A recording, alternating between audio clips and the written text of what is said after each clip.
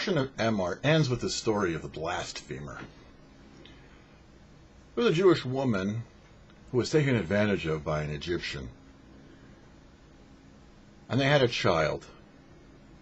As this child grew, he moved out of his mother's house and set up his tent among his brethren, his cousins from his father's side. They objected because he was not of their tribe. He was not from the tribe of Dan because his father was not from the tribe of Dan, and told them that he had to move out. He sued them and lost, and cursed God. The Torah is not a storybook. It's not filled with trivia just to keep us informed of our Jewish heritage. The Torah is a lesson book. From this story we can also learn a lesson. What did the blasphemer want to do? He wanted to be part of things. He wanted to be established.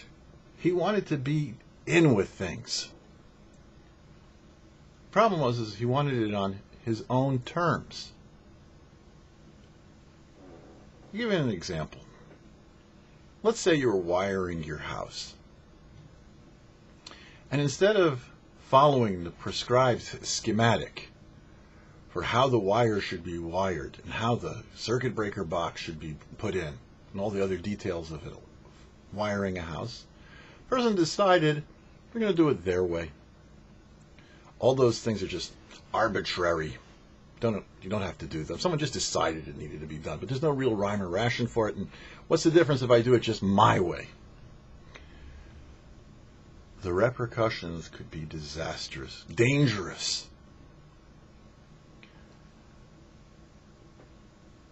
The mitzvahs, the commandments, are a prescription. The Torah is the schematic. The word mitzvah means connection. We were given 613 ways to connect to God. And we're told all the specific details of how to do those 613 commandments.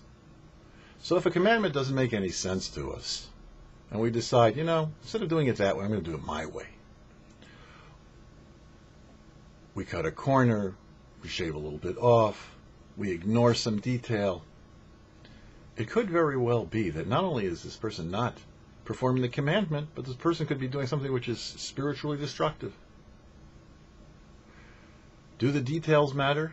Very much so. Because with those details, we concretize our connection to the Almighty. The Almighty gave those commandments to us so that we can be connected to God. And of course, if it means by doing the commandments we're connected to God, we'd want to do them in the very best way that we possibly can. For the YouParsha, I'm Herschel Finman.